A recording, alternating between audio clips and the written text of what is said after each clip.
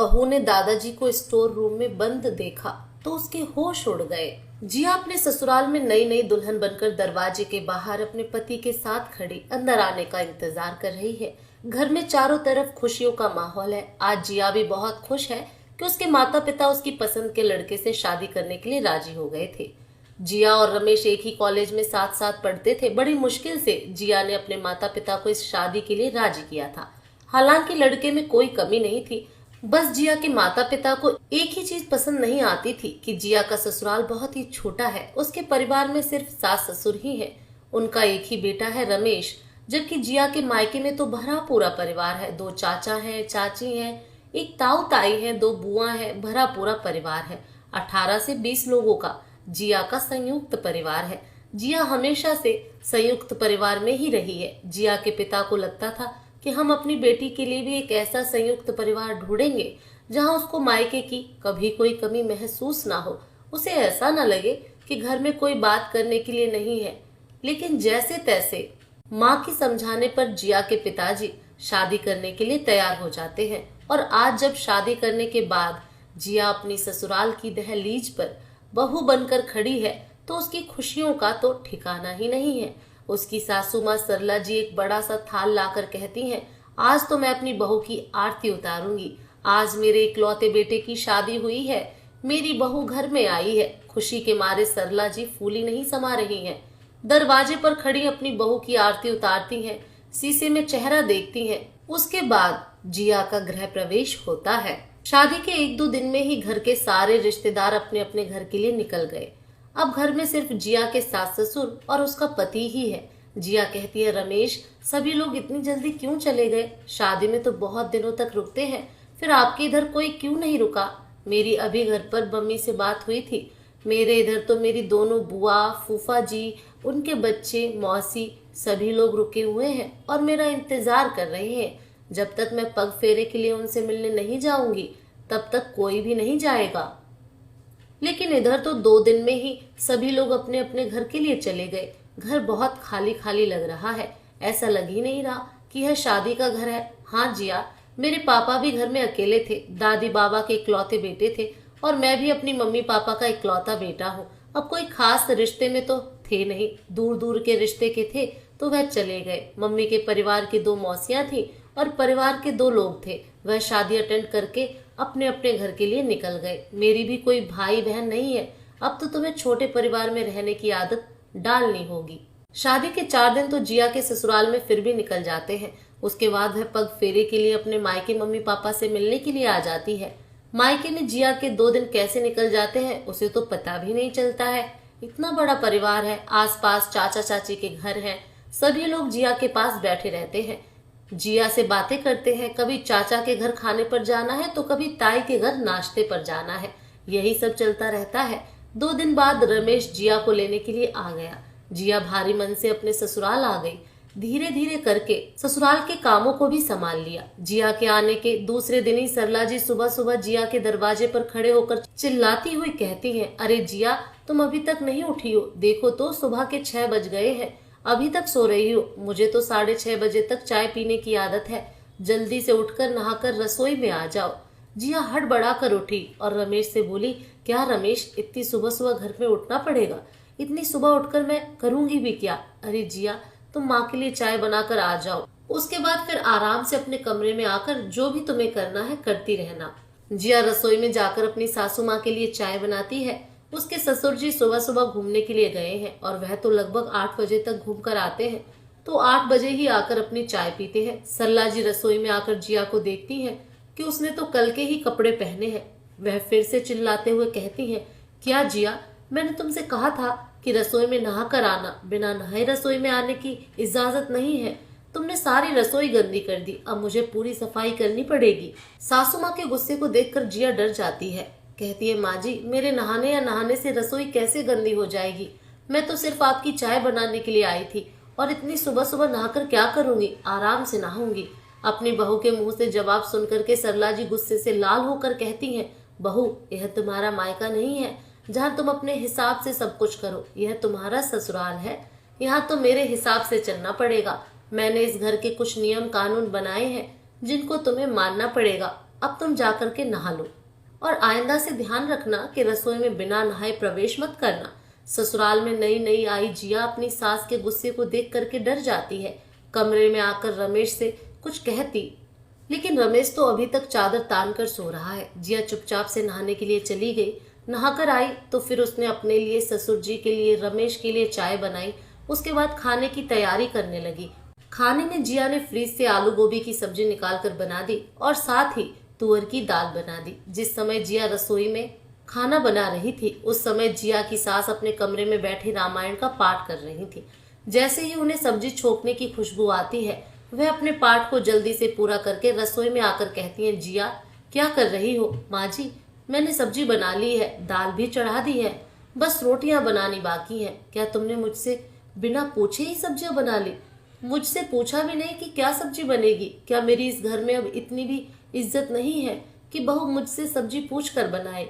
एक ही दिन में दो दो बार अपनी सासू माँ की डांट खाकर जिया को इतना तो समझ में आ गया था कि उसकी सास बहुत ही गुस्से वाली और तेज तर्रार है। उनके सामने घर में किसी की नहीं चलती है। ना ही तो ससुर जी कुछ बोल पाते हैं और ना ही रमेश कुछ बोलता है। धीरे धीरे समय निकलता गया। पूरा 1 महीना हो गया। इस 1 महीने में कितनी बार जिया ने अपनी सासू माँ से डांट खाई थी।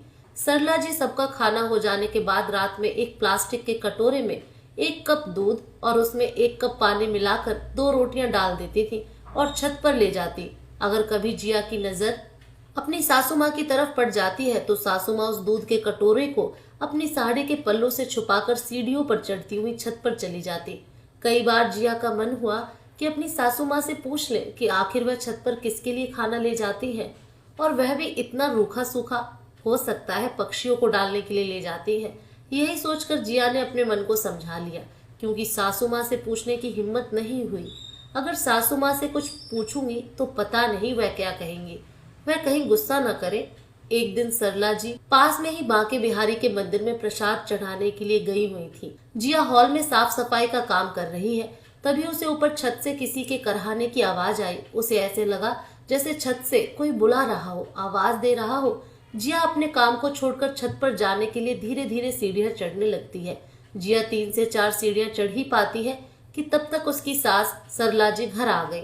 जिया को छत पर जाते हुए देखकर घबराकर उनके हाथ से प्रसाद का डब्बा छूट गया और वह जिया का हाथ पकड़कर धड़ धड़ नीचे ले आई। चिल्लाती हुई बोली, तुम्हें ऊपर जाने की क्या जरूरत थी? अभी तुम नई नवेली हो, घर में 2 महीने भी नहीं हुए हैं और छत पर जाने लगी। घर में नीचे आराम से रहो। छत पर या घर से बाहर निकलने की जरूरत नहीं है और मुझसे बिना पूछे तुम छत पर बिल्कुल भी नहीं जाओगी। जिया को समझ में नहीं आ रहा था कि उसने ऐसा क्या कर दिया जो उसकी सास सुमा इतना गुस्सा हो रही है। अरे अपने घर की छत पर ही तो जा रही थी। कुछ दिन ऐसे ही निकल जाते हैं।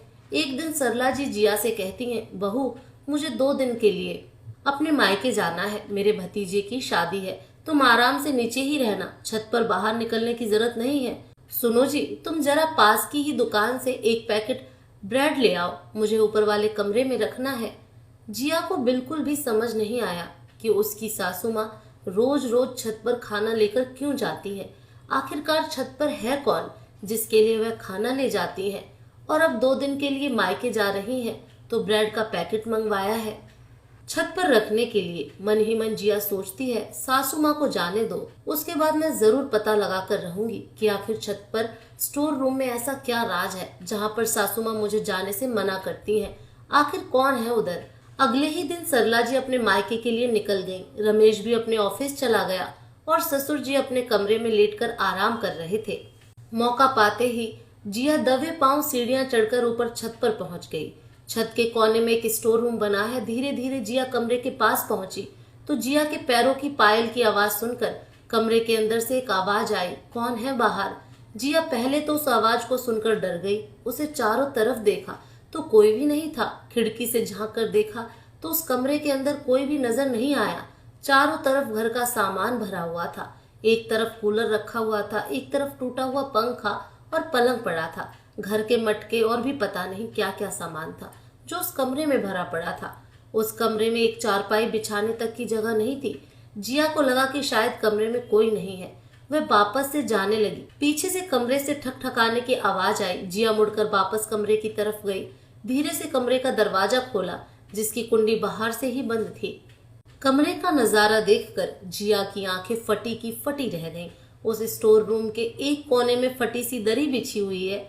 उस स्टोर रूम के एक कोने में फटी सी दरी बिछी हुई है। उसी दरी पर ही एक कंबल रखा है। दरी के एक कोने में जीर्ण शीर्ण काया के एक दादाजी बैठे हुए हैं, जिनको देखने से लग रहा है कि वह कम से कम 80 बरस के तो होंगे ही। पेट पे चक्कर आंतों से मिल गया है। हाथों पर ऐसे लग रहा है कि चमड़ी की एक परत चढ़ा दी हो, बाकी हड्डियां ही हड्डियां दिख रही हैं। दादाजी का शरीर कांप रहा है। जिया को देखकर वह दादाजी भी डर जाते हैं। जिया हिम्मत करके पूछती है, आप कौन हो और इस कमरे में ऊपर बंद क्यों हो? पहले तो दादाजी कुछ भी नहीं बोलते हैं, सिर्फ अपने हाथ से इशारा करते हैं, तुम जाओ इस कमरे से और कमरे को बंद कर दो। जिया इतना तो समझ जाती है कि उसकी सासू माँ जो दूध रोटी पानी मिलाकर लाती थी वह शायद इन्हीं के लिए लाती थी।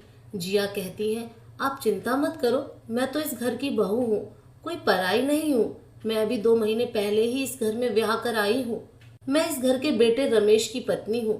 लेकिन आप कौन है? रमेश की पत्नी सुनकर दादाजी की आंखों में आंसू आ गए और फपक फपक कर रोने लगे। बेटा, मैं रमेश का दादाजी हूँ। दादाजी हैं? सुनकर के जिया के पैरों के नीचे की जमीन खिसक गई। आप दादाजी हैं तो इधर कमरे में बंद क्यों हैं?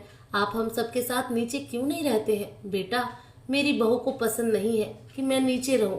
मुझे बहुत समय पहले दमा की बीमारी हुई थी। मेरी दमा की बीमारी तो ठीक हो गई, लेकिन मेरी बहू सरला को छुआछूत की बीमारी है।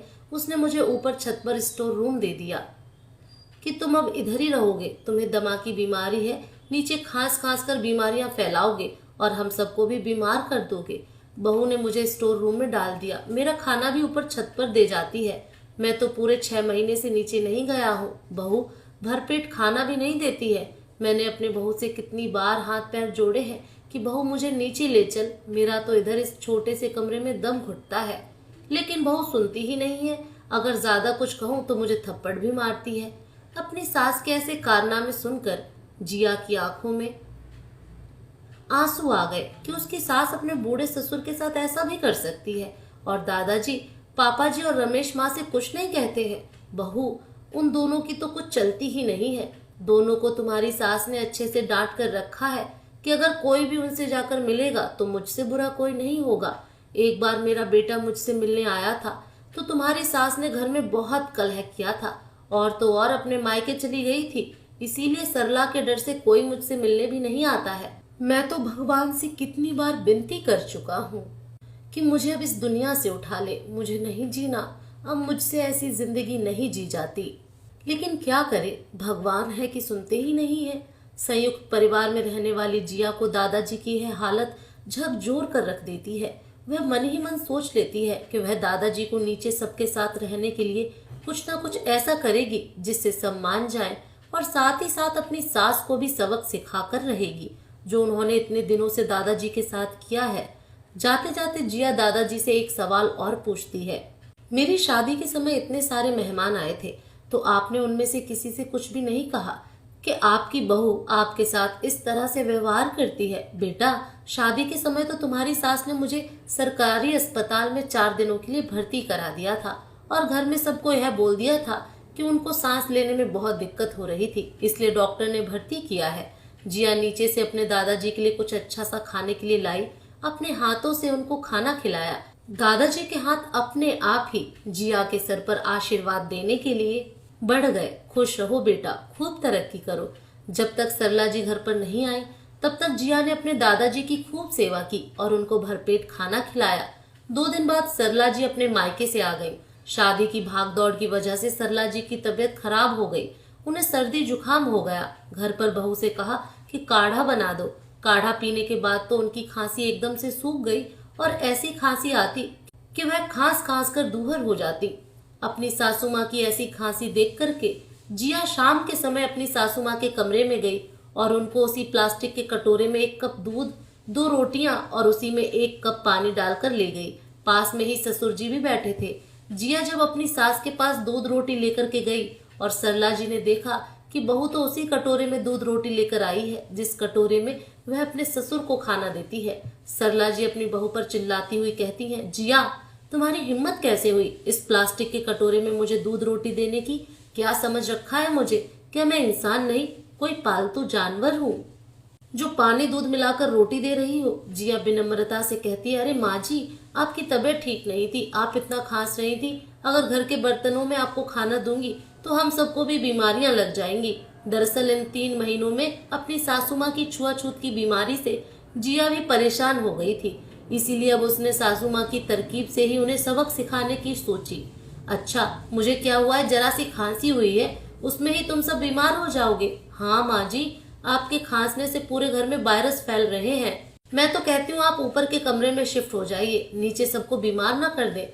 जिया की इतनी बात सुनकर सरला जी अपनी चारपाई से उठी और जिया को एक थप्पड़ मारने के लिए हाथ बढ़ाया ही था कि जिया ने अपनी सास का हाथ पकड़ लिया। सरला जिया की पकड़ से अपना हाथ छुड़ा भी नहीं पा रही थी। जिया कहती है, माँ जी, यह गलती दोबारा मत कर देना, आगे से सोच समझ कर बात करना।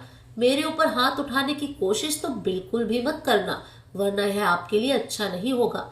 पास में बैठे हुए जिया के ससुर को भी आज थोड़ी सी राहत मिल रही थी कि सरला को कोई तो जवाब देने वाला मिला, क्योंकि अभी तक तो वह अपनी पत्नी से बहुत डरते थे, या ये कहिए कि घर की शांति के लिए चुप हो गए थे। जिया अपने ससुर और अपने पति रमेश से बात करती है और अपनी सासू माँ को ठीक करने के लिए एक प्लान बनाती है। उस प्लान के मुताबिक अगले दिन ही रमेश और जिया सरला जी से कहते हैं, माँ, मैं अब इस घर में नहीं रह सकता हूँ, आपकी तबीयत ठीक नहीं रहती है, मुझे डर लगता है कहीं मैं भी आपकी वजह से बीमार ना हो जाऊं, इसीलिए मैं और जिया इस घर को छोड़ करके जा रहे हैं। आप इस घर में आराम से रहिए, हम इस घर में नहीं रह सकते हैं। पीछे से जिया के ससुर जी भी कहते हैं, हाँ बेटा, हम भी तुम्हारे साथ चलेंगे, तुम्हारी सासू माँ की इतनी ज्यादा तबीयत खराब है, मैं अगर उनके साथ कमरे में रहूंगा तो मैं भी बीमार पड़ जाऊंगा। तीनों लोग अपना अपना सामान पैक करके बाहर आंगन में रख लेते हैं। तभी जिया ऊपर छत पर अपने दादाजी को लेने के लिए चली गई। जिया को छत पर जाते हुए देखकर सरला जी उसको रोकने की कोशिश करती हैं, लेकिन वह नाकाम रही। जिया उधर से दादाजी का हाथ पकड़कर नीचे ले आई। नीचे अपने ससुर को देखकर सरला जी दंग रह गई। उसे लगा कि बहू तो उनकी सारी असलियत पता चल गई है कि मैं अपने ससुर के साथ क्या करती हूँ, इसीलिए वह मेरे साथ वही व्यवहार कर रही है जो मैंने अपने ससुर के साथ किया है। और सच में जिया अपने दादाजी, अपने पति और ससुर जी को लेकर कुछ दिनों के लिए मायके चली गई। 2 दिन बाद ही सरला जी का रोते गिड़गिड़ाते हुए फोन आता है, बहू तुम वापस आ जाओ, मुझे अकेले इस घर में अच्छा नहीं लग रहा है। अगर तुम सब इस घर से चले जाओगे तो मैं किसके सहारे रहूंगी। वह अपने पति को भी फोन करती है और कहती है, आप घर पर आ जाओ, आपके बिना अच्छा नहीं लगता, मैं कैसे रहूंगी तुम सबके बिना। क्यों सरला, आज तुम्हें अकेले अच्छा क्यों नहीं लग रहा है? आज तो तुम्हें अकेले रहते हुए सिर्फ 2 ही दिन बीते हैं और तुम इस बात को कैसे भूल गई कि तुम 6 महीने से मेरे पिताजी को कमरे में अकेला बंद करके रखी हो। ना वह किसी से बात कर पाते हैं, ना किसी से मिल पाते हैं, ना ही उन्हें भरपेट खाना देती हो, तो उन्हें कैसा लगता होगा, जरा खुद सोच कर देखो। अगर तुम्हारे साथ भी तुम्हारी बहू ऐसा करे तो तुम्हें कैसा लगेगा। बहू भी 2 टूक जवाब दे देती है, माँ जी, मैं घर में तभी आऊंगी जब आप ऊपर वाले कमरे में शिफ्ट हो जाएंगी, क्योंकि आपकी तबीयत ठीक नहीं है और आपकी वजह से हम सब बीमार पड़ जाएंगे।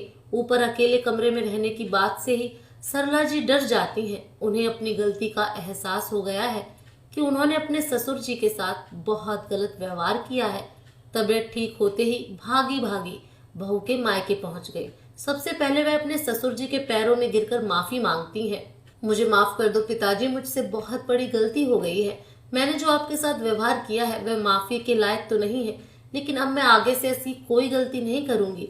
अब हम घर में सब लोग एक साथ रहेंगे, आप भी हमारे साथ नीचे ही कमरे में रहेंगे।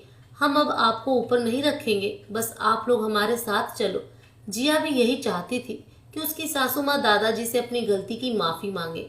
जब उसकी सासू माँ अपनी गलती की माफी मांग लेती हैं, जिया को देखते ही सरला जी उसके पास जाती हैं, हाथ जोड़कर माफी मांगने लगती हैं। जिया अपनी सासू माँ को गले लगाकर कहती है, माँ जी, आपको मुझसे माफी मांगने की कोई जरूरत नहीं है। आपको जिससे माफी मांगनी थी मांग ली है।